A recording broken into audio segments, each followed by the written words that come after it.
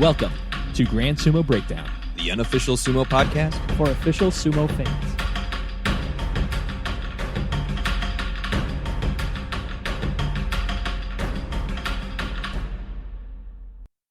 Welcome to Grand Sumo Breakdown. This is Ryan. This is Jake.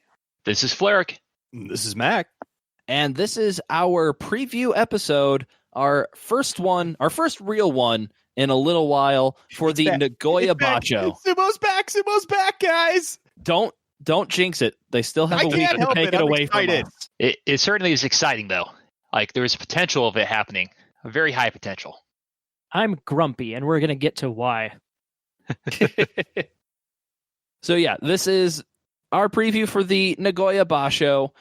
We might sometimes call it the Not Goya Basho because the Nagoya Basho is a city that this tournament usually takes place in, but this one is in Tokyo, so there's no real reason to call it Nagoya. So we'll probably slip between the two, but don't be confused if we call it Not Goya. It's just because it's not happening in Nagoya. Yeah, I wonder how this one's going to go in the history books if they just call it the July tournament or something. Probably. I think they're still calling it Nagoya. I don't know for sure since I don't speak or read Japanese. But until told otherwise, I'm just going to assume they're still just calling it Nagoya. At least that's what Sumo DB says. And it's the fifth member of the podcast, so we have to take its word as true. The website that is basically run by automated programs now probably has no idea what the heck is going on. Oh, yeah. I can't imagine that it has... Yeah. Our simulation that we created has more sentience than Sumo DB. I was going to say, Sumo DB is getting like separation anxiety. He's like, I didn't get any sumo last month. I mean, what's going on? What do I do? About me? No, baby. We're back. Yeah. We'll be diving into you regularly. We've got those sweet data for you. Yeah. So I think the biggest storyline of this Basho is that there is a Basho. And as I mentioned before, it is being held in Tokyo. And I think a little bit of a surprise announcement this morning. It is being held with fans. So a total of 2,500 fans will be allowed into the Kokuki-Kon on a daily basis. The total capacity is about 11,000. So it's a little under quarter capacity there. So what do we think about them allowing fans in at this time? Don't. That's what I think. And that's why I'm grumpy. I think it's good to have the fans back, but I think it's a little premature at this point. I think with everything else going on right now, I think another tournament sans fans would not have hurt anything. So it definitely was surprising. Yeah. I guess I ultimately agree with you as well, Jake. Like, it's unnecessary risk, but I don't know. I guess to kind of play a little bit of devil's advocate, it's I don't know how Japan's necessarily handling the pandemic though, but I do know like they definitely have a better culture of masks, so it might be a kind of a completely different landscape than is here in America. Yeah, but like I guess my reasoning here is I'm sure I've mentioned this every time we've talked about it, but like it's still just sports. And you like there's masks are like the minimum. Masks aren't like this tremendous sacrifice that they're being viewed in America as, like it's not like wearing a mask is some heroic thing that you need to get everyone to do and then everybody is perfect and everything's great. It's the bare minimum you need to do to reduce risk. So yeah, I think it is very premature here, especially because from what I've seen, Japan is escalating currently, just like a lot of places in the world. Not nearly at the pace of our local news by any means, but like they are seeing a bit of a resurgence. So I even still like it's even if that resurgence is smaller than in other places, I still think that unless the Sumo Association is going to go out of business without taking in money, I think this is a risk that I wish they didn't take. So I think that... Do you think that's the reason why they made that choice, is monetary reasons?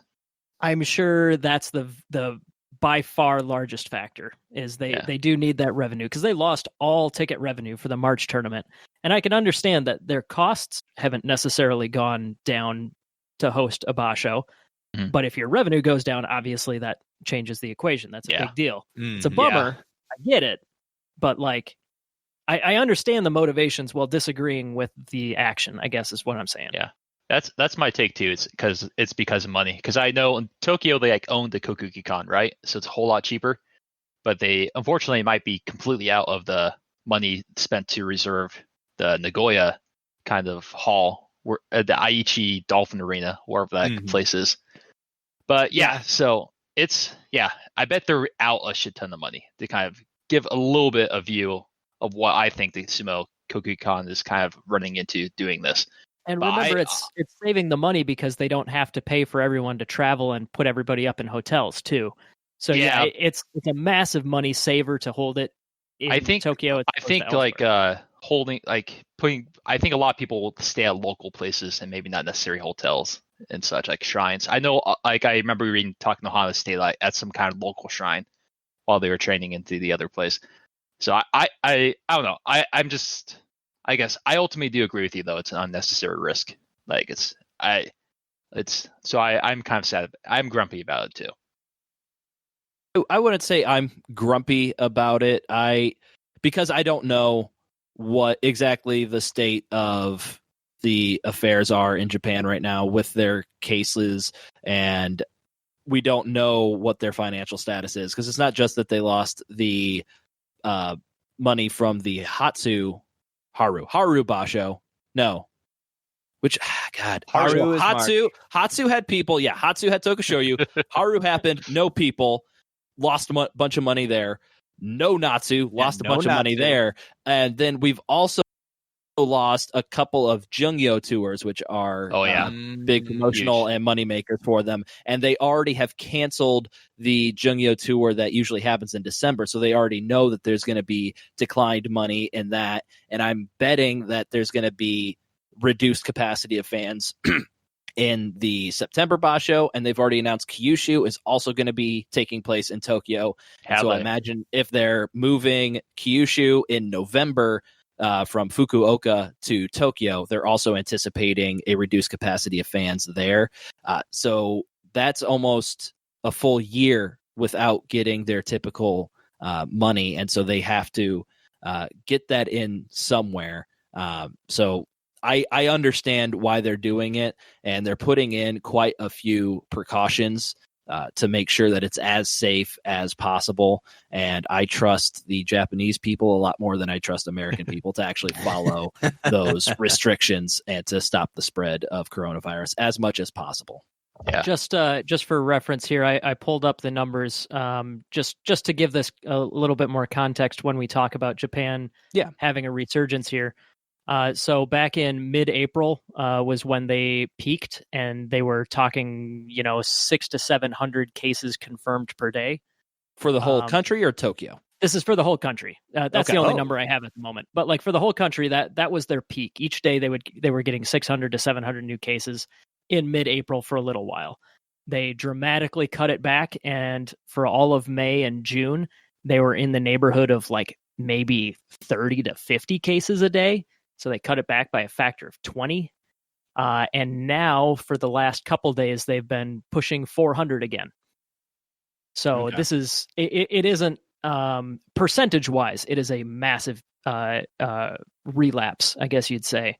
But we're still not talking like, the entire country is sick. Yeah, because our state of Iowa, that has a total of, I think, 3 million people, is right now we're averaging like 500, 600 per day. And the whole entire country of Japan is experiencing less than that currently. And so I don't know how prevalent it is in Tokyo, where you would imagine most of it is happening, but it's very far and in between for if the entire country is that low of numbers.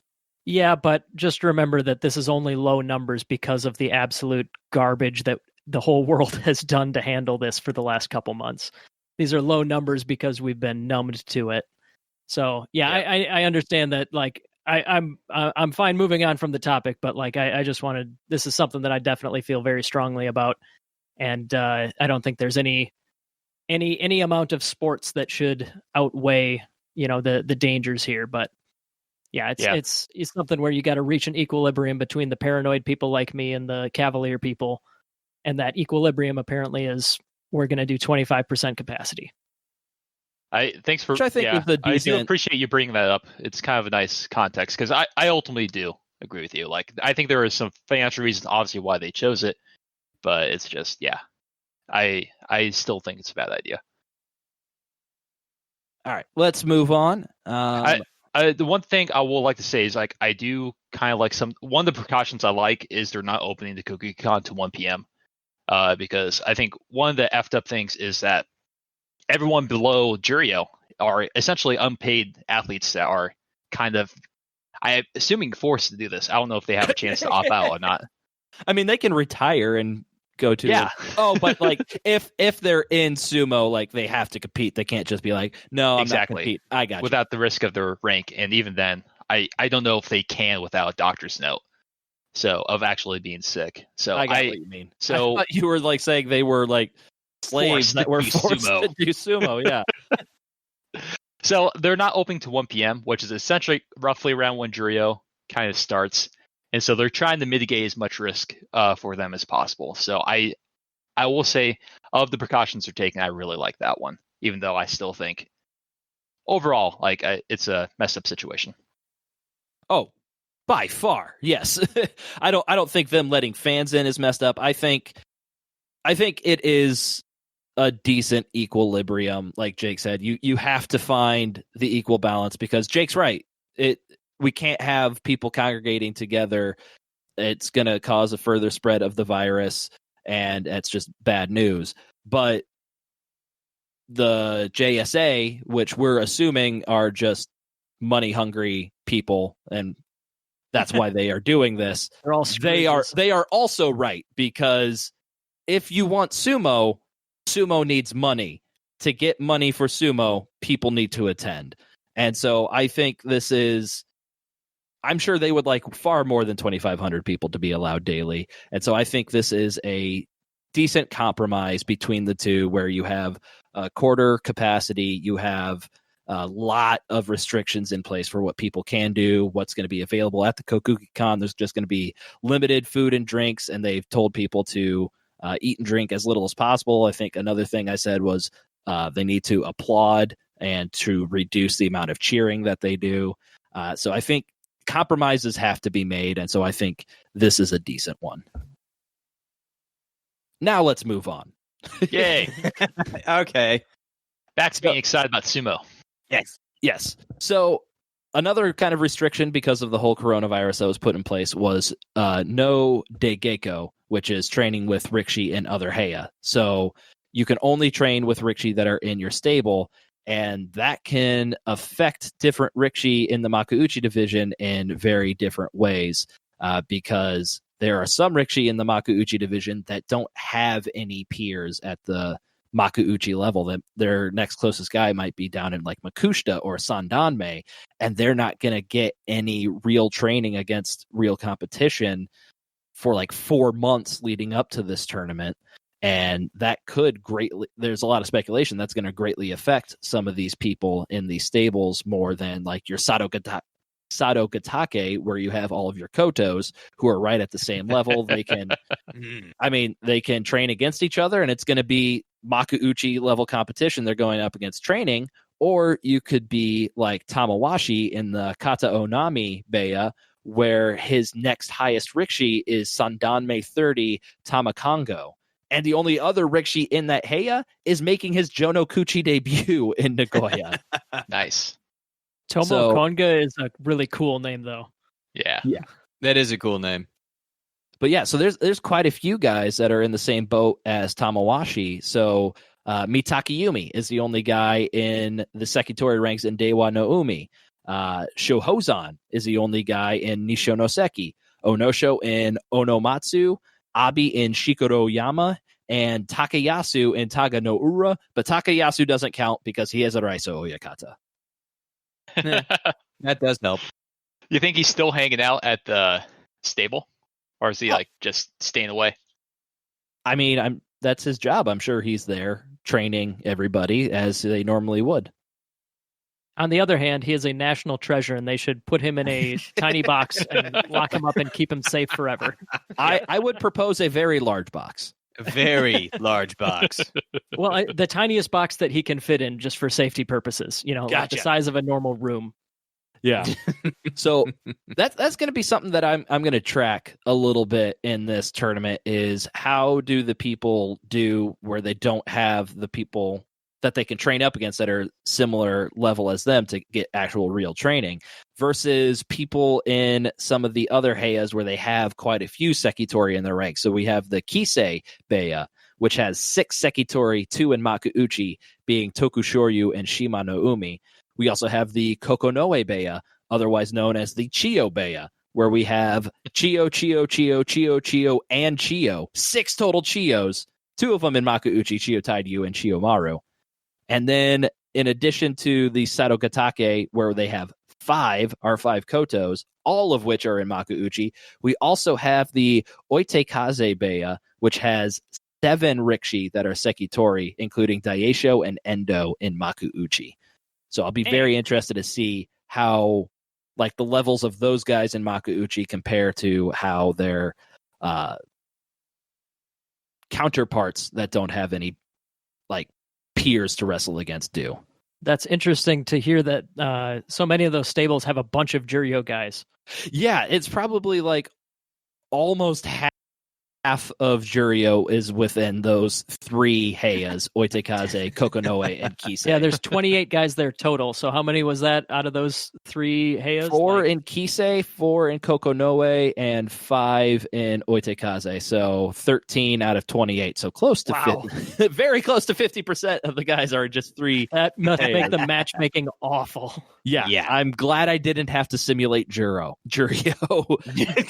He's discombobulated just thinking about that whole process. Yeah. Yeah, once I definitely had the Giro division. What's that again? I find it's delicious is what it is. Oh, yeah. And I do want to give some credit to Andy at Tachiai with his Keiko Peers article that he had, which had, I don't know what sort of tool it was that he had embedded in that article, but it was, you're able to choose the stable that you wanted to look at and see how many Rikshi and at what level they were fancy. in that Heia. Yeah, it was some sexy data presentation. It was very nice. So do you guys think that will actually have a big impact? So I just talked about all those guys. Do you think we'll see big differences between them, or is it kind of much ado about nothing? What do you think, Mac? I think it's going to have some effect just in general. I think I look at Asanoyama. So Asanoyama wanted to train with Takayasu. He wanted to train with Araiso Oyakata. And if you look at his stable, like you were saying earlier, his next guy down is in Juryo. So that helps, but he doesn't have any other Sekitori that he can go against. Versus you have Hakuho. So Hakuho has wee baby Enho and Ishiura that he can at least practice with. And same with Kakuryu. He has Takanosho. I think the limited practice that we're going to see is Kakuryu has Kiribayama. I'm sorry, what? Kakuryu has Kiribayama in his stable. Oh, I'm sorry. Yeah, Takanosho was with Takakeisho. Sorry, Yeah. I got that mixed up. But still, he has someone that he can practice with. So I think we are going to see a difference, definitely in quality. Yeah, I'm kind of curious. Those, like, especially like Hakuho, Enho and Ishiura are not a great stand-in for the other guys in Makuuchi necessarily, right? Just with their size differences. Yep. Yeah. I also think it's the other thing that strikes me is like the guys that they're training with every day now are pretty much the guys that they train with every day anyways.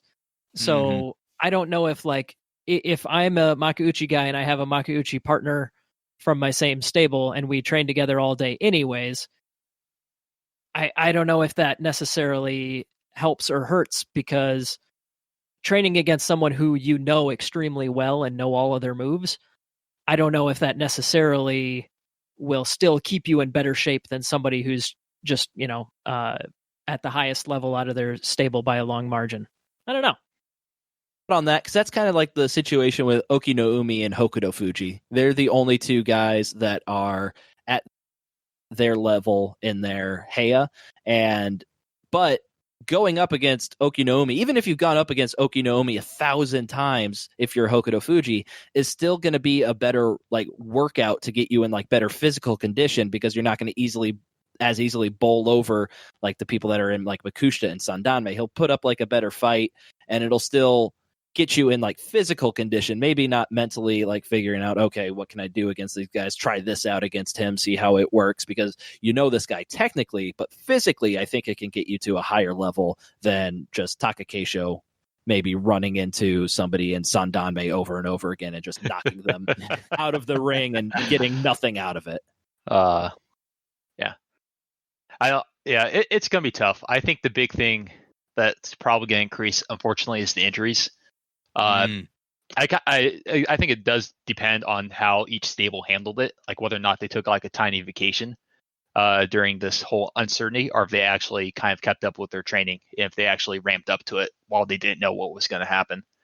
Because I think when the Premier League returned in June, it was like the first week was like really kind of iffy, because there was just a whole lot more people going down with injuries, because just like you can do like lifting weights and like some drills that kind of keep you in shape, but like the best way to actually be prepared for the sport is actually doing the sport in most cases. And so like all the twists and turns of like sumo that can kind of get you, if you're kind of not ramped up for it to do like 100% bout, it can unfortunately I think lead to a lot more injuries. So we'll kind of see. I think like you said, like some stables I think have a good enough like team ecosystem to hopefully ramp themselves up, and they can kind of be trained in most of those situations. But like I said, if you're not up against like a bigger person, or if they have like certain style that can kind of get to you, I think A, losing is one thing, but B, I think also kind of getting injured is something to kind of look out for. One other thing that I'm kind of half looking forward to and half dreading is if all these people are like mentally rusty, we might see some really weird matches. You know, like maybe somebody like tries a move, and somebody's like, well, obviously I know how to defend this. So that, you know, the spectators may not even notice that this guy tried to do some wonky throw or something like that. So I don't know. I feel like the first couple days, I'm kind of hoping that we're going to see some weird stuff that would normally not be everyday sumo. Yeah, and I think in addition to the Rikishi rust, we're going to see Kyoji and Shimpan rust, which is going to result in very similar situations to which our simulator will probably have very correctly predicted. The anomaly that was Kaisei. Mono-E after Mono-E. It's interesting that the Gyoji are actually, some of them are kind of quite old. So I think it's interesting that they're still participating. Yeah. Oh, that's a good point. Completely forgot where I was going. Like my brain just blanked of everything. Leading into the Yokozunas, perhaps? No, I was actually going to do one more thing where I was going to ask you guys, what do you think the guys that have been injured for a while, say like Takayasu, who got that really nasty looking injury in Haru, do you think that, I mean, obviously this is probably going to help them, but do you think it's going to be a huge help to them having this extra tournament off? Or is it going to be just more of the same for like Takayasu, where it's just another injury for this guy? How can it not be beneficial? I think the direction that I'm coming from. He's not practicing in the sense he's taking the time to kind of rest on it, not constantly punishing it, taking his time to let it heal. I think this is all a good thing. I would agree with that, where I think it's actually probably the best for injured people, because everyone's kind of forced to kind of take some time off at least. So I think, like I said, I think the people's like a sumo like IQ or maybe like conditioning for sumo is probably a little bit lower.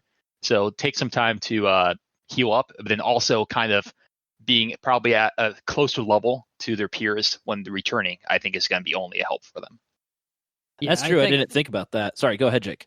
Oh, I was just going to say for Takayasu in particular, I think this is a very good thing. Being a veteran like he is, I think it's going to be very helpful for him. He's got a sharper mind for sumo and a worse body for sumo as he's getting older, right? So I think more time to recover is obviously good, but also it's not going to hurt him mentally the way it might a younger guy, because he's been doing this for so long at such a high level that I think that he's probably a little bit less susceptible to mental rust. Yeah, he's lost out on the Jinyusho so many times that he's impervious to the mental boom. So he'll be good to go.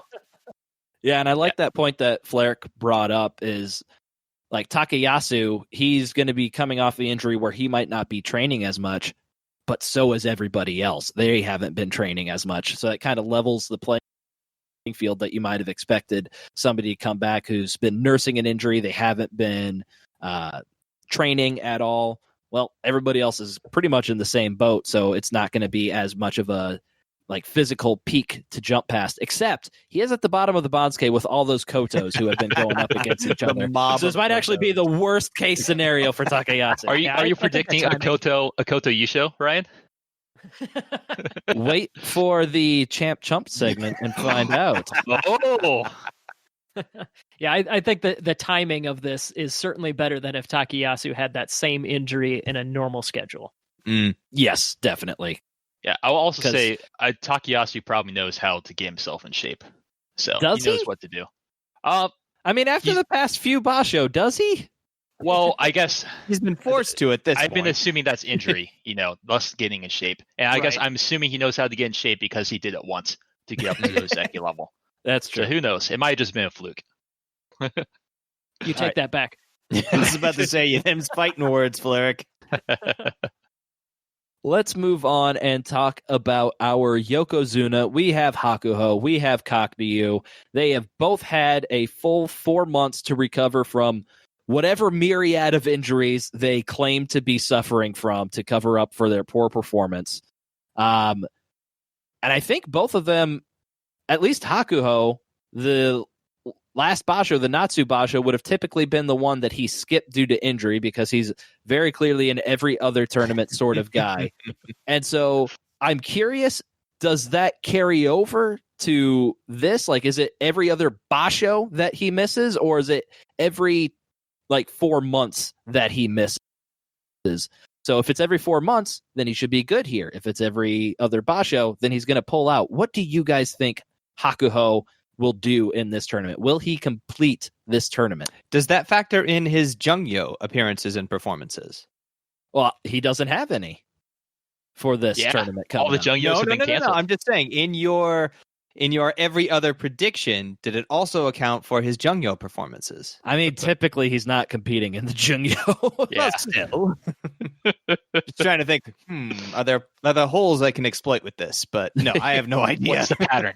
What's We're the gonna pattern? answer. What is we're gonna the answer pattern? the age-old question once and for all here. This coming Basho. Yes. Whether or not he comes in or enters or not. Yes. Yeah. If he's healthy, that's the he main will thing I'm compete. looking forward to. Yeah, is finding out Hakuho's real pattern. Yeah. Is it based on Basho, or is it just based on time? We have to find out. We must know. I will say of this is I think the Yokozuna probably have the least incentive to compete, other than maybe the pride of Yokozuna. They just both came off of Yusho and Jun Yusho, and it's like they have nothing to prove. I think if anything, they get any kind of weird thing where they don't feel 100%, I think they might be looking to step out. That's my hot take on it, at least. I don't know. Is that a hot take? I feel like that's just how they always are. I guess more so than usual. Okay. Because, More lukewarm incentive take. to not perform. Yeah. It's Yeah, like I can finally eat this because it's not hot. It's not too hot anymore, but it's still kind of a warm take. Yeah. Yeah. I'll accept that. But yeah, it'll be interesting because, as you mentioned before, Hakuho, the only top level guy he has to compete with are Enho and Ishiura, but they're not really your typical kind of guy that you'd want to be facing for training, as they are both slight fellas. It's not like he's going up against Asanoyama and Daigeko or Mitakayumi or anything like that. Unless they get, I believe their big boy in the Miyagino stable is Toma, and they get Enho and Ishiura to both puppet master him with strings and each control one half of the body, because they know what they need to do mentally. That's how they got up to Makuuchi, their mental game. They just have the lack the physical tools to get all the way to the top. So if they take Toma's body and combine Enho and Ishiura as the puppet master, they have an unstoppable Rikishi that can go up against Hakuho and truly train him for the tournament. All right, I have my one StarCraft reference for the episode. All right, Because so like back in the day, there was this one really dominant player called Jaedong. He was so good at Zerg, and he was so good in order to prepare against other races. To prepare against them, people would actually have two people play one race while they go against it. So it'd be essentially 2v1 to go against Jaedong.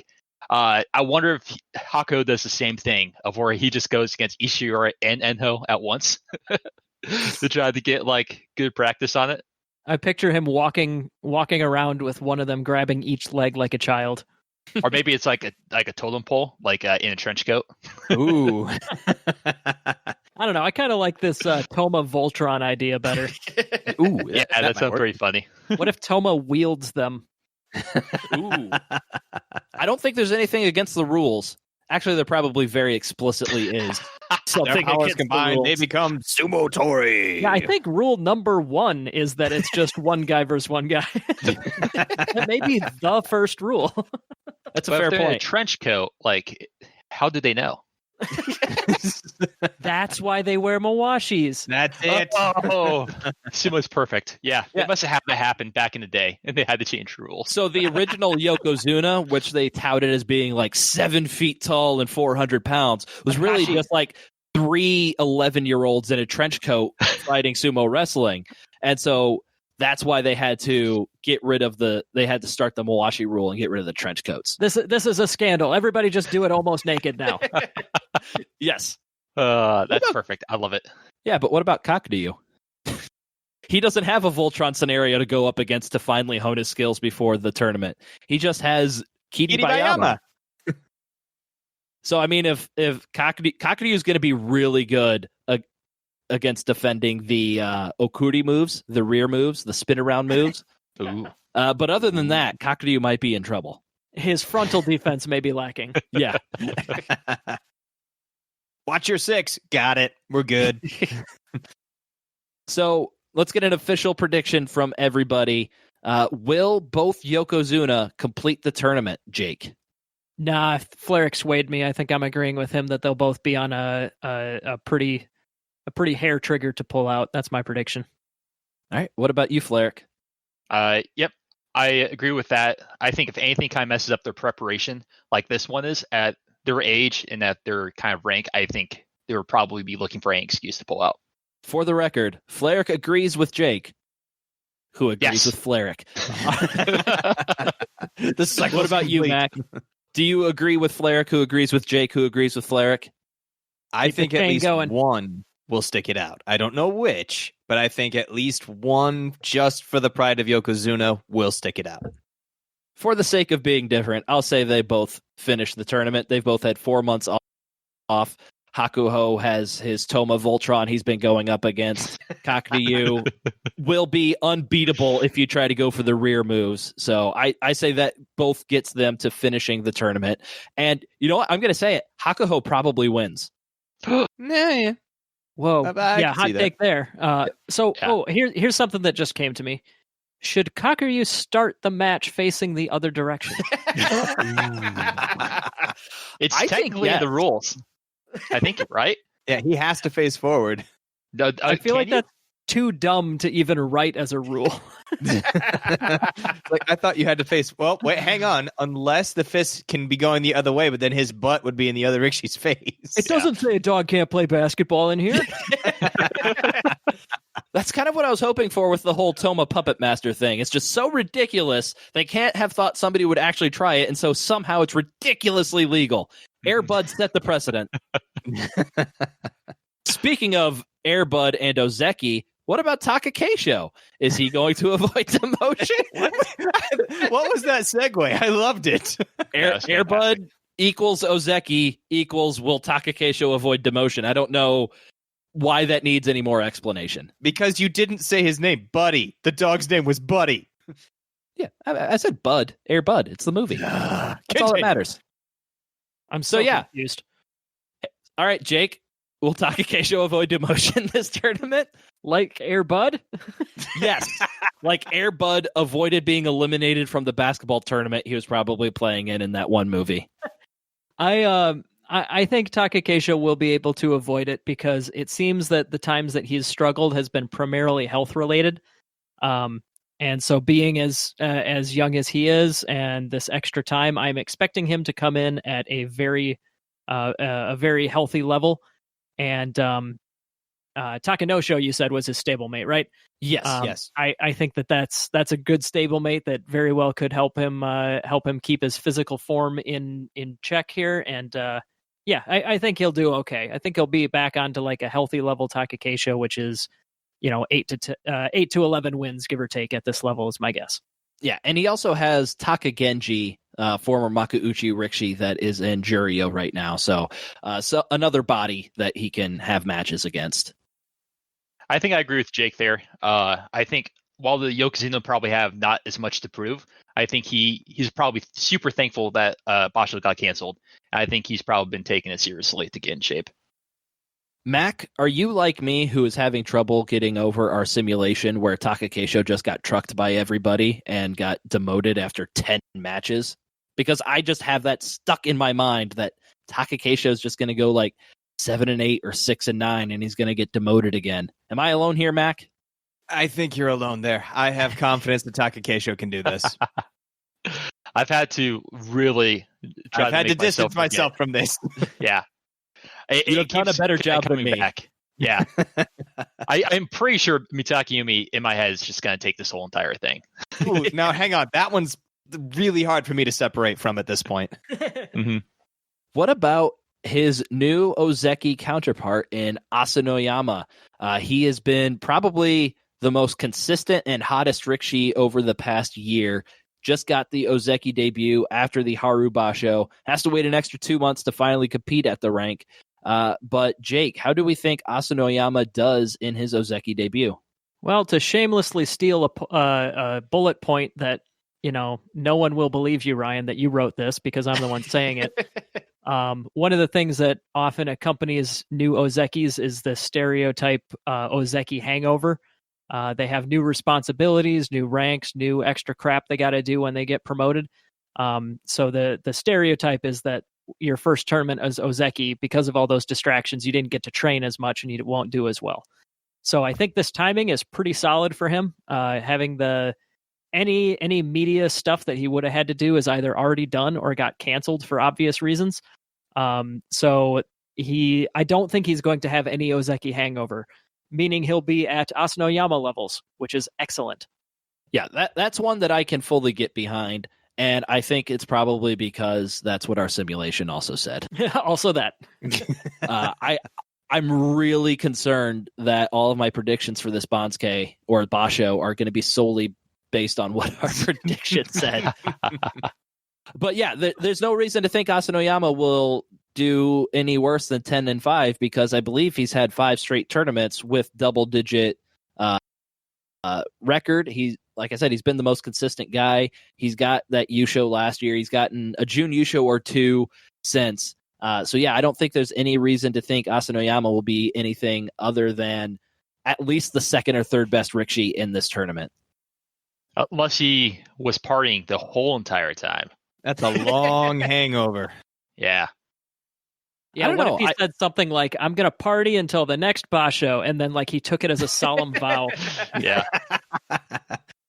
Those were his like Ozeki words to like his Oegata to himself. Just it's for his own honor, he has to party for 4 months. Yeah, his words were the Spuds McKenzie of sumo. Mm-hmm. His words were party on, Wayne. Party on, yeah. Garth. Party on, Garth. Party on, Asanoyama. All right, you've convinced me. 7-8. He's gonna be Kadoban. Yep. That's the perk of being Ozeki. You can take a Basho off, right? Yeah, exactly. But wait, he already took a Basho off. Well, he got extra. That was a freebie. Everyone got that Basho off. Yeah. Everybody gets a Basho. Everybody off. gets one. All right, let's move through some of these other guys, and we'll start with the rest of the people of the Sanyaku ranks. And we have, inexplicably, for the second straight tournament, we have Shodai. Boo. I believe Shodai is in decent shape with people in his stable, as he has Yutakayama to train up against.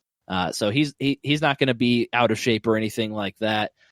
Any expectations for Shodai to maybe continue his near Ozeki-like performance from the beginning part of the year? Probably not. All right. Boo. Crickets. I was wondering if Discord dropped me from the call or something. No. You did skip for a moment there. But yeah, Shodai had 2 really good records from just outside the Joy. Nah, good for him. But I think in the Joy, yeah, I don't expect any more than like he might get 8 or 9 wins, but I certainly don't expect more than that. What about you guys? Nah, I'm right there with you. I think 8 maybe at this point, but 9 I'd say pushing it, but nah. I have a sinking feeling in my stomach, and probably because of the simulation that he's just going to do really well again, and I hate it. Your withdrawals, Fleric. At this point, I'm hating Shodai because he's probably going to do well.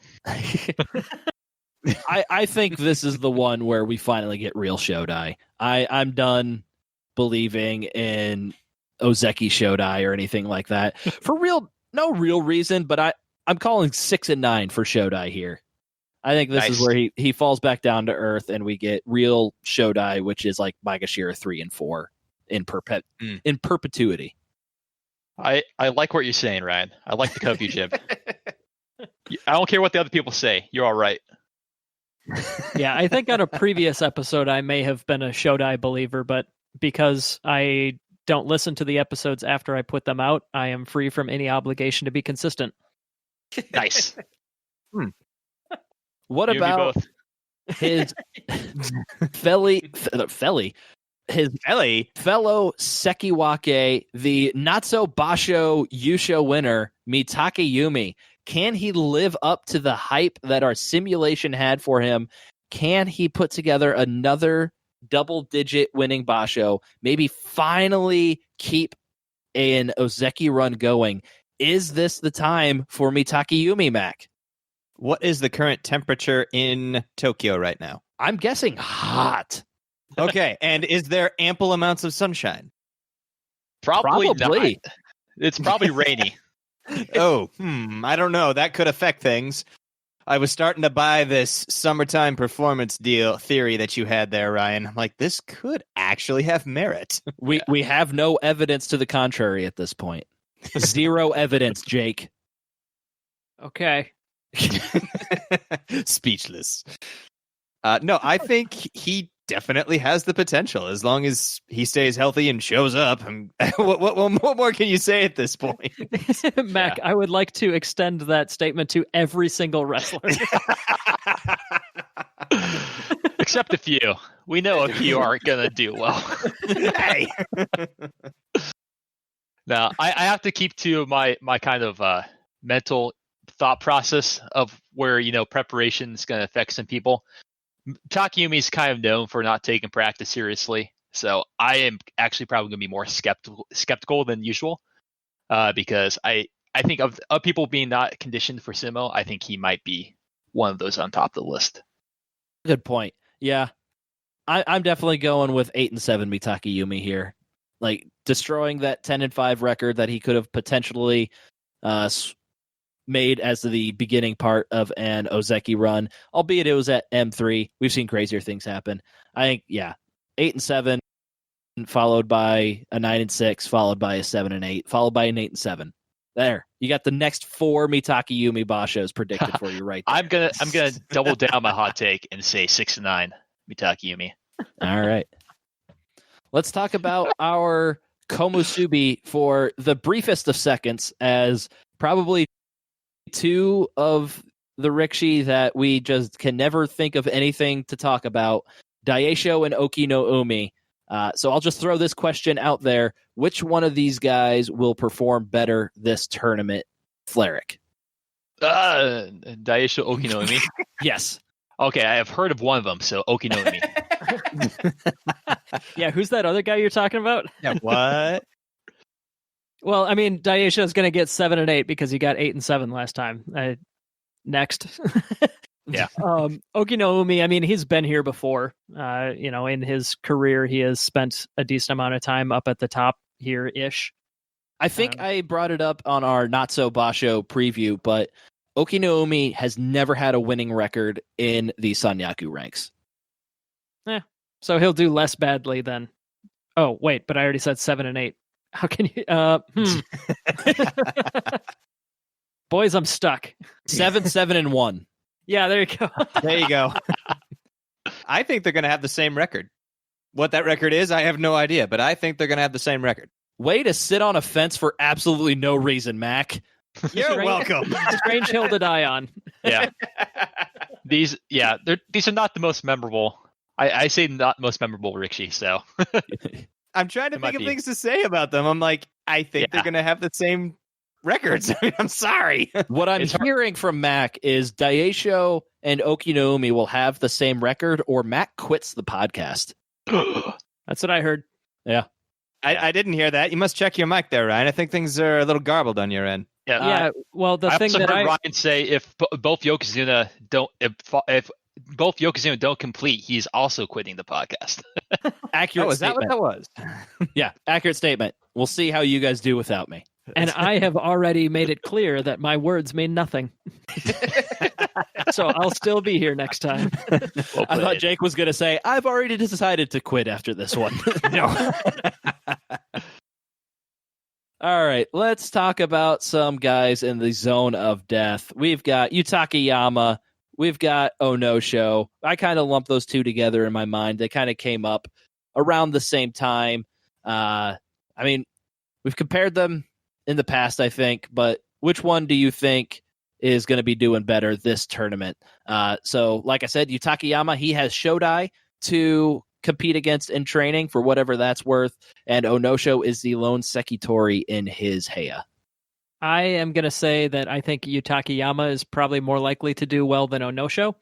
Onosho, when he first made his debut in the division back in the early young baby days of GSB, he did great and he got very close to the top, but then he got that injury.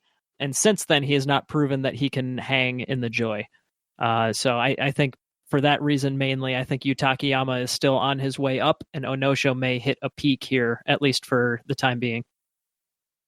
All right, I think that's enough on them. We can move on to Takanosho and Kiribayama. I kind of lumped these two together as they are both making their Joy debut. Kiribayama will only be in his third Makuuchi Basho. Takanosho will only be in his fifth or sixth. So, Fleric, do you think either of these guys is going to show that they have what it takes to stick around in this area of the Bansuke this Basho, or do you think both of them just get booted down the Bansuke after terrible performances? Oh man, it's so tough to tell because this Basho is just it's going to be so different than anything else. So I think it's really kind of hard to say, but I will say I am kind of getting hyped up on Kiribayama. I think of the two, I've been kind of enjoying his sumo, and I like the idea that he's in a Heia that has a Yokozuna, so he's probably getting some good practice, some good coaching.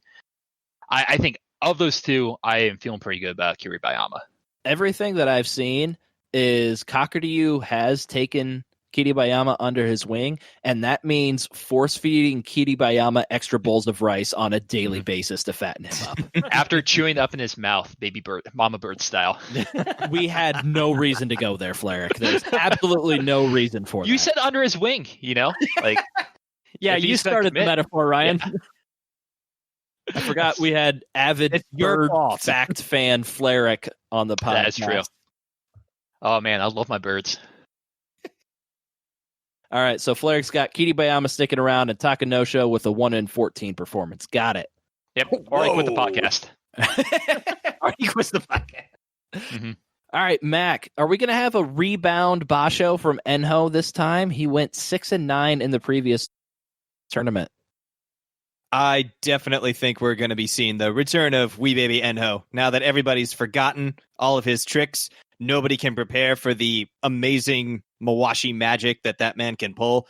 I'm predicting at least 8 wins. Yeah, that kind of goes with mentioning earlier that there might be some weird stuff going on, I think Enho is a prime candidate for some really weird matches early in the tournament before everyone gets rid of their rust. I don't know. I'm kind of looking at the people around him, like Hokuto Fuji, Abi, Tokushoryu. I mean, these are all kind of top level guys that could put quite a few losses onto Enho here. But you forget who he's been training with, Ryan. He's been training with Hakuho and Ishiura. And Tomo Voltron. I forgot about that. And Tomo Voltron. Exactly. Enho's got this. That's a fair point. 12-3 or quit the podcast. Nice. There's going to be no one at this podcast after this. No, only Craig, just recording nothing but air. Craig and Jake. It's going to be Discord and then the guy who puts like nothing into his word, apparently. The guy who has no honor about being a hypocrite or not. All right. I'm going to offer this question up to whichever one of you three is saddest about Tochinoshin's fall down the Bansuke. Are we going to continue to see Tochinoshin creep his way down the Bansuke after being an Ozeki, I think still less than a year ago? Or is this extra Basho off going to kind of be the thing that he needs to heal up a little bit? He's going to have some strength back in those knees. He's going to shock the world and get double-digit wins again. So whoever is most sad about Tochinoshin's fall down the Bansuke can answer this question. I guess I'm. It's hard to say who's the most sad because I know we're all very, very sad. I will go saying that probably it's probably going to be more of the same. Would be my gut instinct. I don't think it's going to be a huge reinsurgence from him, unfortunately. But I would love to be proven otherwise. I would say at this point, this is his chance. If he's going to make a comeback, it has to be now. He's had the time off. He's one that I'm really going to be paying attention to in this next tournament because I think if he's had the time to properly recover, this is going to be his shot to go back up. Yeah, I think one thing like I just kind of thought of, I think is worth merit is also this pandemic is very distracting. I think a lot of people like sumo and like sport, like getting better is not the only thing they have on their mind. Like Tochinoshin could be thinking back to Georgia, like his wife, his kid, family, who are also kind of being affected by this. You know, I think it's all probably not able to assume that everyone's giving their 100% into sport into sumo at this time because there's a lot of things going on. I definitely can believe that. Jake, it is now time for our bi-monthly Takayasu propaganda. Yes, I've been waiting patiently for this. I saw this bullet was coming up, so I prepared absolutely nothing. No, like we said before, the story with Takayasu is health, and I think unlike Tochinoshin, Takayasu's health issues seem to be more injury related as opposed to like long-term wear and tear related. So I still have hope that Takayasu can heal the individual things that are holding him back because as a whole, I still feel like he's got a little bit of time left in his physical prime. Yeah, because he's still, I don't know if he's done with that elbow that he got injured this time last year. So hopefully that elbow is healed up. He has that knee or leg injury that he got in the match against Kakadyu in the Haru Basho. And then he seems to have like lingering back issues where I think I've seen him pull out of multiple tournaments due to a sore lower back, something like that. So I think out of all of those things, that lower back is the one that worries me the most because I think I've seen that pop up multiple times over the past couple of years. But yeah, I don't really know what to expect out of Takayasu this time. It was a couple of Basho ago where he was at Maegashira 1 where I thought, yeah, he's okay from that elbow injury. This is Takayasu. He's going to just do amazingly well and get back his Ozeki rank. And then he got 0-15 and he fell down to Maegashira 13. So yeah, I don't know what to expect out of Takayasu, but I think I'm cautiously optimistic. Very cautiously. You and me both. I think I'm in the exact same page. Yeah. So it is now time for my propaganda, and not about Hokuto Fuji, because Hokuto Fuji's the best and is going to win the tournament. But Wakataka Kage, he is our undefeated Makuuchi king. as he went 4-0 to start his career in the Makuuchi division before, I don't know who it was, but some dastardly villain injured Wakataka Kage on purpose to knock him out of the tournament. It was Terutsu Yoshi, day 4, Kyushu 2019. Wakataka Kage won the match, but then still got hurt. Was he the one? He jumped off of the dohyo, but hurt his ankle on landing. Yeah, that sounds about right. Yeah, so technically he does have one loss in Makuuchi to Kageyaki, but it's a Fusen, and we all know that's bullshit. Yeah. It's like people saying that John count. Jones has a loss in MMA, and right. Boom, there's my one MMA reference. Yeah, so nice. I think we just all need to be prepared for the fact that Wakataka Kage, as long as he doesn't go up against like Terutsu Yoshi or maybe like Terano Fuji, who's in the same stable, they might have something going up against. They might have something against Wakataka Kage. We just need to be prepared for the 15-0 Wakataka Kage train to come through and just lay waste to everybody. And we have to accept the new king of the Makuuchi division. Propaganda rant over. 15-0, or I quit the podcast. I see you're off the Koto hype train. I can be on many hype trains at the same time. That is true. I like it. One Koto gets a losing record. If one Koto gets a losing record, I stay on the podcast no matter what other things I've said. Wow. A hot take from Ryan, everybody. Yeah. That's good. And here I'm just hoping for a 5-way playoff between them. Oh, there we go, Jake. That sounds actually That's reasonable. all I like that. Or I quit the podcast, and you know what? Yeah. Is it possible for there to be a 5-way playoff between them, as they are the only 5 with 7 and 8 records, and somehow everybody else has a worse record? Sure. There's going to be a lot of that. injuries to make that happen, but we can make it happen. There are exactly the same number of wins and losses in the division. Like, that's just not how it works. That's why I said injuries, Jake. All the 10 and Even 4 then. people got hurt on day 15 and can't compete. I think they still win, right? That's not how it works, Flerick. Despite being rule number 2 in the rule book. Oh, my bad. I'm sorry. Oh my goodness. This is a fun time for us. It's It's back, been man. too long since we Sumo's talked back. about real Sumo's sumo. back. We're getting quite silly. Now we're getting quite silly. It wasn't at Toma Voltron. That's a very good point. was a Logic, that was warm-up. logical. I see somebody has added a note to the outline. So, Jake, why don't you talk about Terano Fuji, as I somehow left him off the list? And that's a slight on my part.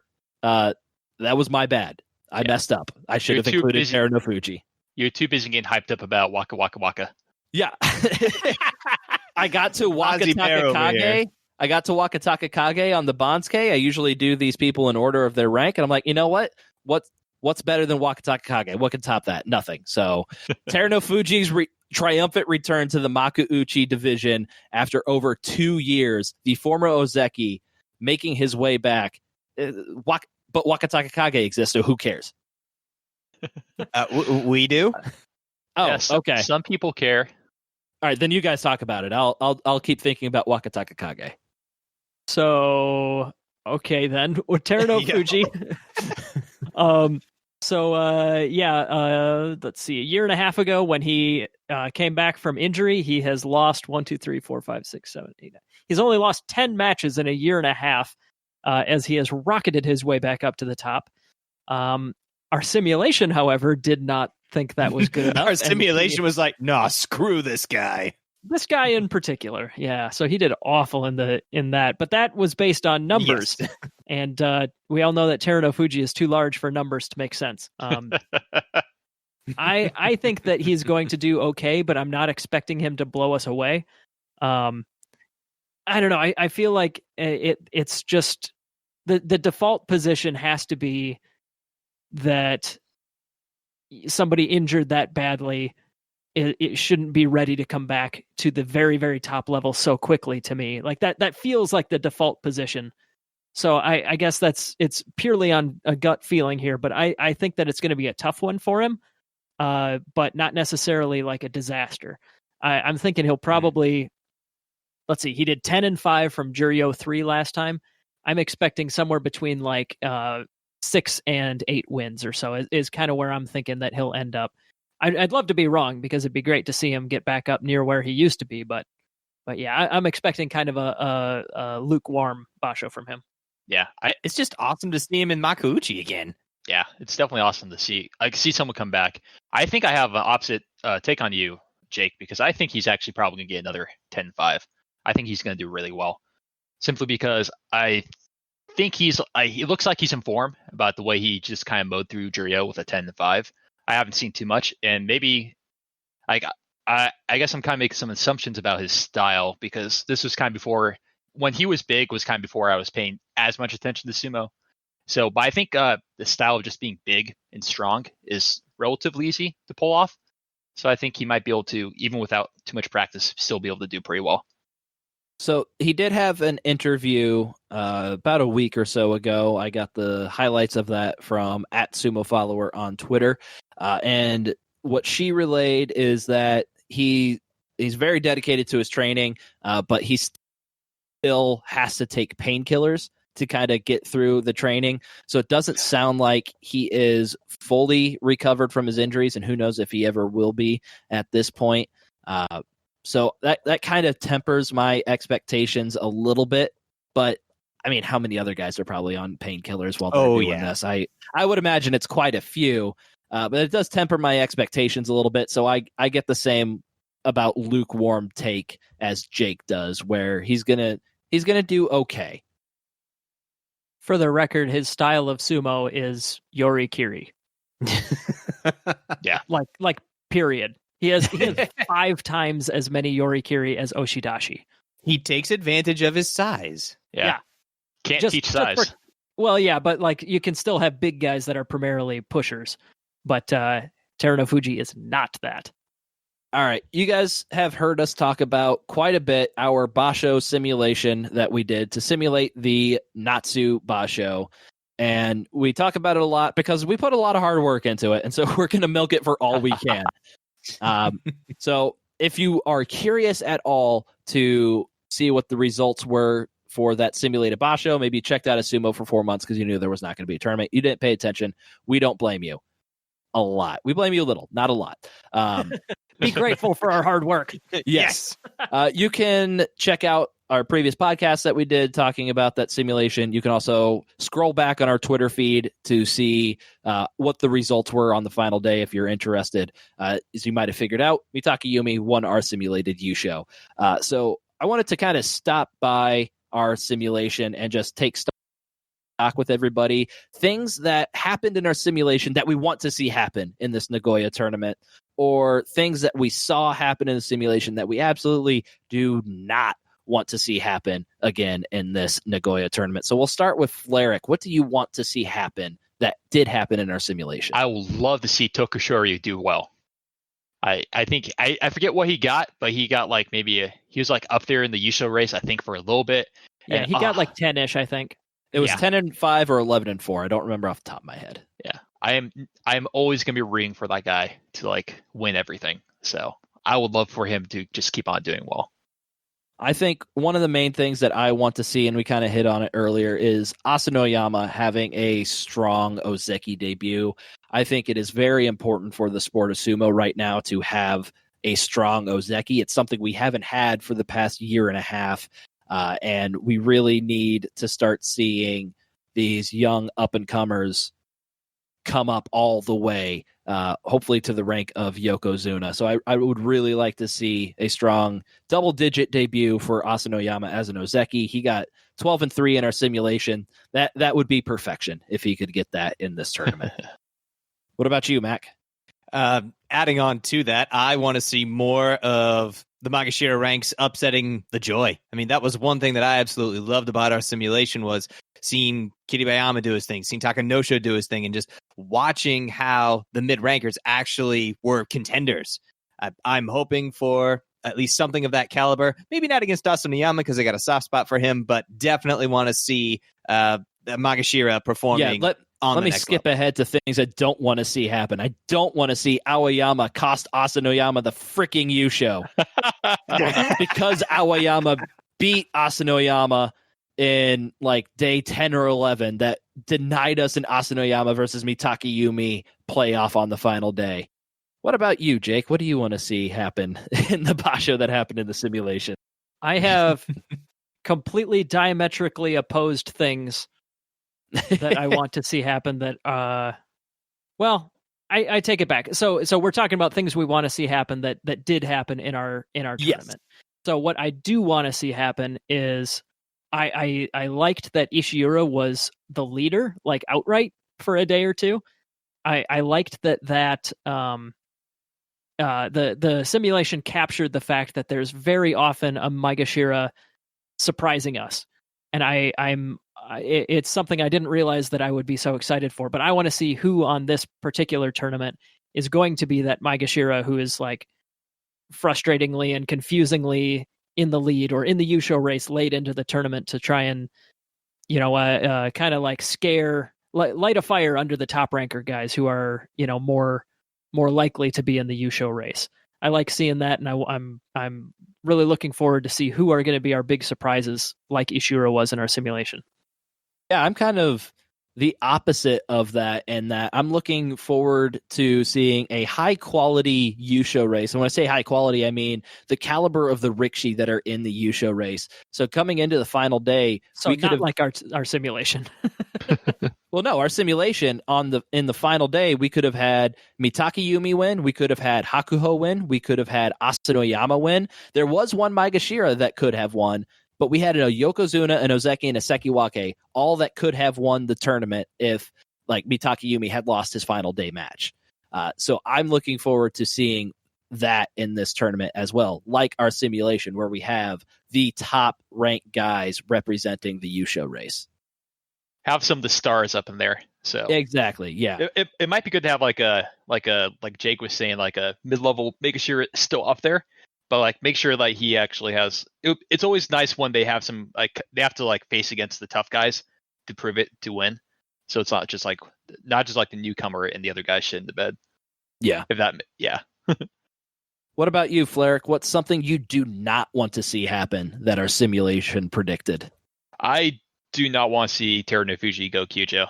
That would be very, very sad. I think he went off like what, 0-6, 0-10.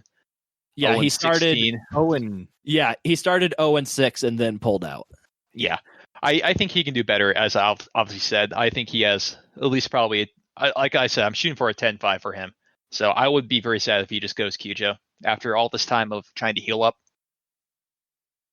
Yeah. How about you, Mac? For me, Takayasu's performance, I definitely want to see a little bit better out of him. I'm thinking that our simulation didn't take into account that he is youthful and has at least some years left. I mean, he did get a winning record. It was just late that he got that injury. Yes, and then there was nothing left to prove, and he's like, okay, I'm done. It's still showing that the injury is bothering him. I think that this injury has had the proper time to heal. I think that we are going to see a different Takayasu. A healthy Takayasu. Yeah, it was super sad watching him sumo, I think, during Haru. I would just love to kind of see him kind of put some of those injuries behind him. I definitely agree. What about you, Jake? Well, I obviously agree with that one. Yeah. But yeah, so kind of contradicting my previous one, like I said that I wanted to see at least one Maegashira threatening late, lighting a fire under the butts of the guys at the top. On the other hand, in our simulation, Hakuho and Kakuryu had some early losses, so nobody was ever really chasing the Yokozuna. So just like I want somebody to light fires under their butts, I want their underbutts fire to actually push them to be the leaders. Beautiful. So much fire under butts. Yes, their underbutts need to be burned. Mm-hmm. So we didn't have 3 of the top 4 guys, 3 out of the 4, Yokozuna and Ozeki, were basically out of the Yusho race, or at least not leading it, not tied for the lead. The kind of drama that normally they lead from the front, and I would love to see that show up again because our simulation didn't really have that. So yeah, completely contradicts like my earlier point, but I kind of I like both of them, both of those situations. And yeah, I'm mostly just excited for a dramatic Yusho race, and I wanted to make sure that I got the term underbutts in there. Yeah, I think the things that I definitely don't want to see happen is Takakeisho getting demoted. Our simulation had him start 2-8 and then pull out of the tournament. And then I'm okay with a surprise Maegashira leader towards the end of the tournament, but it has to be the right Maegashira leader. Yeah, at the end like of the tournament. Enho. Yeah, it would be fantastic. Like for Haru, it was Tokushoryu, and I did not want that to happen until he started crying. Then I was okay with it because if I wasn't okay with it, I would have been murdered by the sumo fandom. Yes. Then we would have killed you. Yes. And then for Hatsu, it was Aoyama, who was, I think he was the sole leader in like day 11 or 12 or something like that. Dear Lord, no, never that. And I think in that same vein, Sada no Umi as our like Maegashira that could win the Yusho on the final day? No, okay. Not Sada no Umi. No, it needs to be Enho. I'm with you. Fantastic. I'm with you on Sada no Umi. Great. Hokuto Fuji. Now that's a Maegashira contender. That's a guy I can get behind. Yeah, I'm with you on Sada no Umi. I don't even think I could be hyped up about that. He's not really fat enough for when he bursts into tears on the final day when he won for us to actually care about it. Yeah. I have a really dumb anecdote that just came into my mind, but I think it's fun. The turnaround, like the instant turnaround that we had for Tokushoryu, like going into that final day against, was it Takakeisho? Because both Yokozuna were gone. Yep.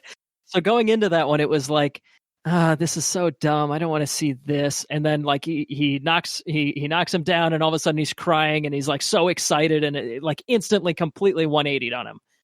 Ryan, do you remember in college when we watched the debut on WWE of the Funkasaurus? Yes.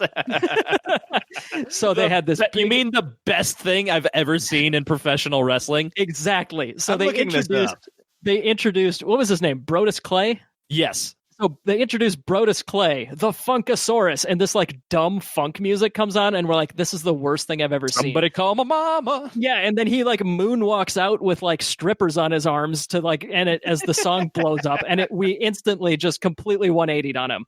Oh, thank you for reminding me that the Funkasaurus existed. I am looking at the Funkasaurus right now. Holy crap. Yeah, see if you can find a video of his debut. But like that kind of instant turnaround for no real reason. Yeah. Like he's still Tokushoryu, the guy that was the same guy 30 seconds before, but like just like but now he's happy crying. Yeah, exactly. It was a Funkasaurus situation. Yes, it was. So those are all the things that happened in the Basho simulation. We're going to leave that in the past now. That is something that happened, never happened, really. Mm-hmm. What's up, I'm Mac? watching the video. This guy's got it going on. Be a professional, Mac. We are recording a podcast. I can't get funky while we're doing a podcast? All right, get a little funky while I talk about our... I don't want to be a part of a podcast where we can't get funky. Exactly. It's the Funkasaurus now, baby. All right, you guys get your funk on as I talk about our Rikshi that is making his Makuuchi debut this tournament.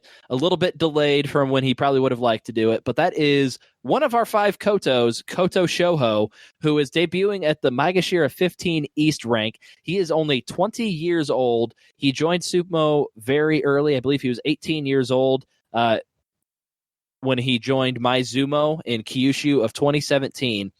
So this will be his 15th tournament, and he only ever had one losing record so far. He had a 3-4 record in his Makushita debut, and then he 5-2'd and 3-4'd his way up to Juryo, and he only spent 3 Basho in Juryo, going 9-6, 9-6, and going 12-3 and winning the Yusho in the last tournament. So I'm very excited to see what Koto Shoho can do. He's a young guy that went through Juryo very quickly, which makes me excited to see how he can do in this tournament. Some other people that he left behind in the Juryo Bansuke, podcast favorite Hoshoryu, he is going to be at his career high rank of Juryo 6 East. So something like a 12-3, 13-2 record could get Hoshoryu up into the Makuuchi division for the Akibasho. We also have Ichinojo, who is still down in the Juryo ranks. He is one rank ahead of Hoshoryu at Juryo 5 West. So it should, hopefully, Ichinojo can put another really good tournament together and we can get him back in the Makuuchi division where he deserves to be. We do have some retirement news. I think we talked about it before, but we had Toyo Noshima, a longtime sumo wrestler that spent a lot of time in the Makuuchi division, retired. Not somebody we ever really got to see as we watched, as he was injured most of the time we've been watching sumo, but I know he is a very popular figure from the past that retired in the last tournament. We also had Sokokurai, who retired, our famous chicken farmer who was suspended from sumo, went to do chicken farming before he was allowed to come back. He has retired, and he is now the head of the Arashio stable. He has become Arashia Oyakata, and he is now the coach for Wakataka Kage, Wakamoto Haru, and Wakataka Moto. I really hope that he trains them by like making them chase chickens or something like it. The Rocky segment. Yeah. I mean, what else would he have learned from chicken farming that could be like applicable to sumo? Yeah. Well, not that is like but... chicken. You don't only 2 feet on the ground at all times. Yeah, there you go. Learn from the chicken. Chase the chicken. Well, let's hope his training style is vastly different than Nakagawa Oyakata's training style, as Nakagawa Oyakata has been demoted in the JSA following accusations of verbal and possible physical abuse. And so he's been demoted in the JSA. He's not been forced to retire, which is what the speculation was leading up to today. But in addition to being demoted, his stable has been scattered to the wind. The stable has been completely dissolved, and typically when a stable is dissolved, you just see all the Rikishi go to one stable, like when Kakuryu's stable dissolved because of the unfortunate death of Izutsu Oyakata. They all joined the Miyagino stable. Or not Miyagino, that would have been crazy and awesome if that happened. The Michinoku stable. There you go. The Michinoku stable. But no, they went to many different Heya. They went to many different Ichiman, which is another strange thing that happened here. I'm not going to go through everybody, but some of the accusations were power harassment is how it was kind of deemed, for the vocal abuse, the verbal abuse. That's the word I was not able to find. So apparently a Rikishi in the stable reported the incident and had like video evidence that he handed over to the JSA, possible discriminatory words that were used repeatedly. There was an article that you can find on Tachi that I recommend everybody go and read. It has all the details about what happened at the stable. I'm not going to go into all of it, but it sounds like there were some punches and kicks thrown the way of 3 particular Rikishi. And something that's kind of sticking in my craw is the reason that the JSA decided not to force retirement, despite their only year-old, if that, no violence policy, is because, Chairman Hakaku explained the perpetrator did not use any implements. There were no injuries, and since the victims accepted the Oyakata's apology, which I'm sure they weren't pressured to do that at all, and the Rikishi did not seek heavy punishment, the board decided to settle for a demotion instead of expulsion. I don't think we need to go deep into it. I think we all strongly disagree with that decision to not get him out of the JSA immediately. My craw also has that wedged in it. Yes. Mm-hmm. Understandably. So the Nakagawa Oyakata, he is former Asahi Sato. His highest rank ever was Maegashira 14. There were a total of 9 Rikishi, it looks like, in the stable, including my new favorite non-Sekitori, which is Makushita 54 Yoshi. And that is his real name. It's Yoshi, and it's fantastic. He is 16 years old. He will be making his Makushita debut in Nagoya. And so far through 6 basho, he has never had a losing record. So he is joining up with the Toki Tsukaze stable, which has a few notable names in there. I'm going to look that up just real quick. So in Toki Tsukaze, that is the stable with Shodai and Yutakayama. So he's got a couple of good people there.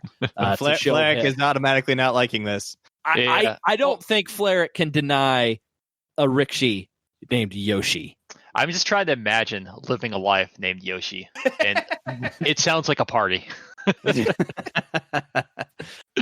But yeah, if you want any more information, Tachiai blog is a great spot to find out any information for the Nakagawa stable or scandal. So unfortunately, we have to wind back that scandal calendar again.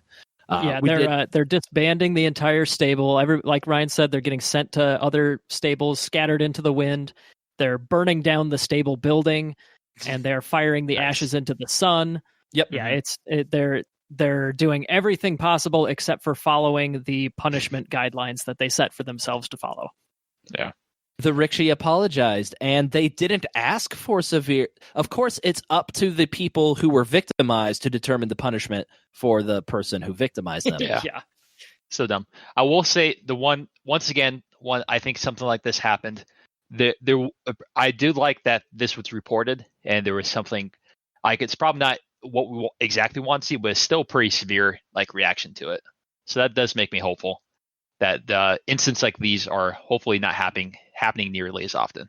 It makes me hopeful that the violence happened, and it sounds like it was brought to the attention of the JSA by a Rikishi in that stable and not like some outsider who happened to see it or something like that. So it makes me happy that a Rikishi was able to voice what he was seeing happen in the stable. Change happened because of that, and hopefully the Rikishi who brought that to the attention, no punishment or anything will be coming his way, because that's messed up, but you know what happens. Real quick, the JSA did a full antibody test of every member of the JSA, which is not a test to see if you currently have COVID, but a test to see if you previously had COVID. So excluding the Takadagawa stable, which is the stable where the Oyakata and multiple Rikishi tested positive, there are 891 members of the JSA that were tested, and only 5 were found to have the antibody. So that was a 0.56% positive rate for the JSA. We don't know if those were like Oyakata, if they were Rikishi, a mix of them. We don't know who tested positive, but that is a fairly low rate. Well, I think probably the amount of Americans is like 1% of Americans at this point have had the virus. So it's about half of that, but it's not nearly as bad in Japan. So maybe it's like double the normal amount in Japan. Who knows? But it's only 5. I know. Okay. What's the rate in Japan? I looked up the numbers. Yeah. The rate in Japan is about 1/10 of 1%. Okay. So yes, 5 people is more than you'd expect, but that's still like small enough numbers that, it could very well be 5 people who were in close contact with each other or something. Right. And once again, that's excluding the Takadagawa stable, where we had, I believe it was 7 members go to the hospital for it. And unfortunately, we did have the one that passed away from And you COVID. can probably assume that everybody there had it. Just with how contagious this is. Probably everybody. Yes. So let's move on to the GSB belt, Jake. There hasn't really been a change for quite a while, but why don't you update everybody to where we are at? That's right. The GSB belt started with the very, very first match of the Kyushu Basho of 2019. And since then, it made its way into the hands of former Maegashira Ura, who is the 17-time. No. He is the 17-time GSB belt champion, and he retains the belt coming into this next tournament. I believe he's in Upper Sandanme now. No, Upper Makushita. Let's see here. Makushita 17, if my memory is correct. Makushita 19. Darned it. You failed. But yeah, so he got a big old promotion because he went 7-0 in the last tournament. So yeah, he's carrying that belt to the top ranks quickly. And this whole exercise was just to kind of follow how quickly that belt would rise in a you got to beat the man to be the man kind of situation, and see how quick that belt gets up to the Yokozuna. Yeah, and it's been fantastic that we've just been able to follow Ura's rise to the top. Exactly, which we were all hoping for anyways. Yes. Let's talk about our prediction series where we choose one champ and one chump to represent our teams and guide us to the victory that Fleric has. Do we count Fleric as the 2-time defending champion? Or since one was a computer simulation, it doesn't count, and Fleric technically is just a 1-time defending champion? I would say 2-time. Going on, you might as well say I'm 3-time because I'm going to win this one too. Oh, yeah, that's the first time I think Fleric's ever had fighting words, right? Or he quit the podcast. Yeah, I'll say anything. I'm not coming back. Oh, all right. Well, based on the result, we're going to go based on the results of our simulated Basho predictions, which means Jake was our loser and he gets the first pick at a champ. So Jake, tell us, who is your champ for the real Basho? Hakuho. That's a fair call, makes good sense. call, strong pick. No Matt, drama can on I that slot one. you in for an Asanoyama? Indeed you can. All right, yeah. No Kakuryu. Wow. He's the one training with Kiribayama. All right, I really wanted to get Asanoyama. Don't be so quick typing in Kakuryu there. Yeah. Oh, God. This is going to bite me really hard in the ass, especially after I just predicted a 6 and 9. But simulations never lie. Mitakeyumi. Oh, man. Oh, man. Okay. He's back in Nagoya, the scene of his first Yusho win. He's had 4 months off to get his body right, even though there was nothing wrong with it to begin with. The simulation says it was so. Let's do it. He's got that big confidence boost from having a computer tell him that he won. Yes. Yes. Oh, man. Okay. I was not expecting to have options up at the top. Oh, Kaku's pretty good. Takakeisha's pretty good. I don't know.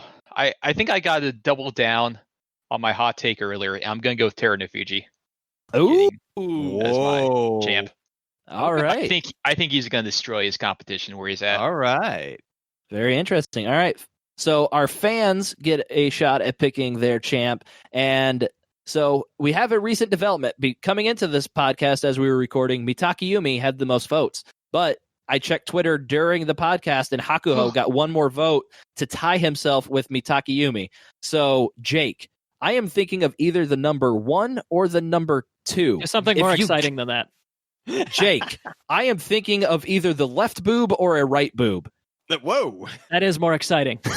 Let's go. So if you guess what I am thinking correctly, Mitakeyumi remains the fans champ. If you guess wrong, Hakuho becomes the fans champ. Locking in the correct boob, yes. Right boob. Mitakeyumi is the champ. I was thinking of the right boob. You know me so well. I do. I know you're a right boob man. Yes, I am. So, Fleric, you do get the first chance to pick a chump for this tournament. Oh, man. Oh, man. I was not expecting to be the first person to pick, even though that's exactly what it should be. On the outline that you are looking at right now? Exactly. I'm gonna go with my. Oh, I really want to pick Shodai, but now I'm gonna go with Aoyama. All right. I have a feeling. I am going to go with either Takanosho or Kiribayama. I'm going to go with what our simulations. I'm going to follow through with the simulation. Kiribayama, he did worse than Takanosho in our simulation. I am actually going to go with Takarafuji. Ooh. Why? Because he's overpromoted and too high. He's a mid-ranker Magashira, not a Joy. I had the exact same thought as Ryan, so I'm going to take Takanosho. That'll work. We'll see. One trusts the simulation, one doesn't, I guess. Well, for me, it's that he's coming up from Maegashira 9, and he's still very, very young. Kiribayama and Takanosho are both making their Joy debut off of, Takanosho didn't get over-promoted, but Kiribayama did get over-promoted, I think. just putting him just inside the joy where I think he's probably going to get killed at least once before he makes it stick, if he ever does. And the fans also have their chump. We had a 4-way tie for chumps. There was quite a big difference of opinion on who's going to be the chump in this tournament. But based on a random selection of the people that were tied, Aoyama will also be the chump of the fans. There we go. The fans. Nice. The fans know what's up. And so now it is time to draw the punishment. And luckily, Jake was our loser in the last one. And he is the one who currently is in possession of the Bolo punishments. So, Jake, why don't you draw what the next punishment will be? All right. I've shaken these 4 or 5 slips of paper very, very thoroughly, so you know that this is a fair draw. And... loser leaves the podcast. I knew it. Loser leaves the podcast. Nope. We get to sing another song. All right. Man. The last one was Jake singing his parody versions of Piano Man and what was the other one? Is the Kesha TikTok, which TikTok. I still currently have Jake singing TikTok as my ringtone for my phone. So hopefully we get another doozy out of this. God, I hope I win and Ryan loses for this, because there is some comeuppance due. Actually, I would like it if Flarek would lose, and I'm not just saying that because I want Flarek to lose, but Flarek's the only one that hasn't graced us with his sweet, dulcet voice. Oh, well, man. Good point. No. With picks like Terano Fuji as your champ, we may very well see it. We'll see. We'll see how the sumo goes. Yes. We'll be singing, might be singing a completely different tune. We'll have to figure out what our fans can do if they end up being the ultimate losers of this, but we'll figure out something for you guys to send in your punishments to us. Yeah. We'll make them sing songs, otherwise they have to quit the podcast. Yeah. No, wait, no, we miss the fans. You're like IP banned from downloading it or something. Aw. And so, along with the punishments that the fans will have to inevitably send us, also send us your predictions for this tournament. We sent out our bold predictions thread on Twitter earlier today, so look that up and send us your bold predictions. If you get anything right or hilariously wrong, we will give you a shout out on our recap podcast. I really like that people still respond to that a lot on Twitter, despite the fact that we just shame them. Oh yeah, on the recap if it's wrong. Well, I mean, when you predict 10 things and you miss 9 of them, like somebody did in our last real tournament, you got to get shamed. We can't just let that slide. Oh yeah, I'm with it. All right, we'll start with Mac. And Mac, what are you most excited for this upcoming Nagoya Basho? It's back. Sumo's back. I'm just excited there is a Basho. I can't say it any better than that. That's my answer as well. Jake and/or Flarek, what are you most excited for? I will say I think that's probably the thing I'm most excited for is Sumo's back. I'm definitely very, very conflicted about my feelings for it. I don't think I have it completely figured out, but I am looking forward to seeing Sumo, and also that there would be some applauding, so it won't be a completely silent ghost Basho again. I think for viewing, I am looking forward to that, even though I don't exactly agree with it. I think for me, what I'm looking forward to, I'm looking forward to another weird Basho. It's something that we're never gonna. Well, hopefully, we're never gonna see a situation like this, where we've had that much time off, and I'm excited to see what does that mean is different about this tournament, because I think that could be fun. Like it may not be the best sumo. It may not, there may be some rusty, poor quality stuff, but I am very interested to see what a new situation will bring us. All right. And with that being said, I'm going to mention that I cannot hear anything you guys are saying. My headphones are messed up and everything very much sounds robot-y, but luckily it happened at the end of the podcast, so I can just keep closing. Losers talk about Joy podcast rating. Like I said, no idea what you just said. So just edit around this exactly for you need to. Actually, you guys just take it away for the rest of the podcast. I will bow out.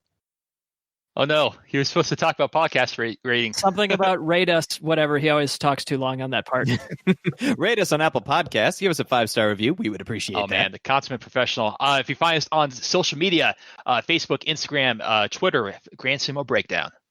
Find our blog, grandsumobreakdown.wordpress.com, where the aforementioned simulation results reside.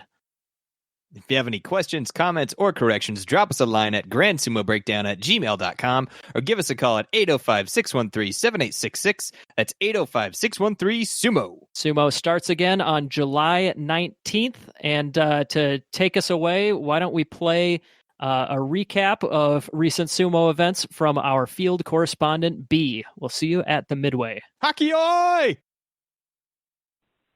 Hey guys, B here. 3 months has felt like an eternity, but as the catchphrase goes, keep moving forward. So, last we left off, we had the Ghost Basho pay-per-view.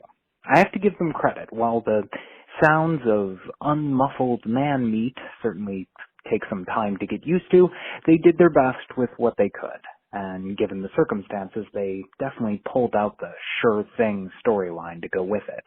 Let's be honest here. WWE has underdog beats big guy, NJPW has 40-minute title retention, and the JSA has Yokozuna final day fight for the U show.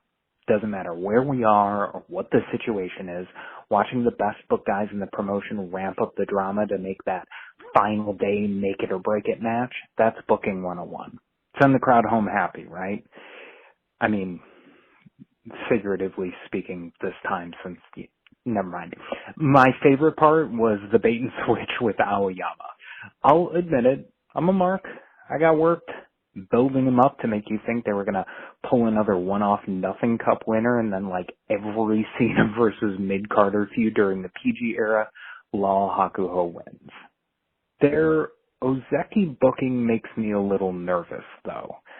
I'm glad they pulled the trigger on Asanoyama, but my fear is that with Goedo gone, one of the writers may be trying to saddle Takakeisha with his Kadoban Ozeki gimmick.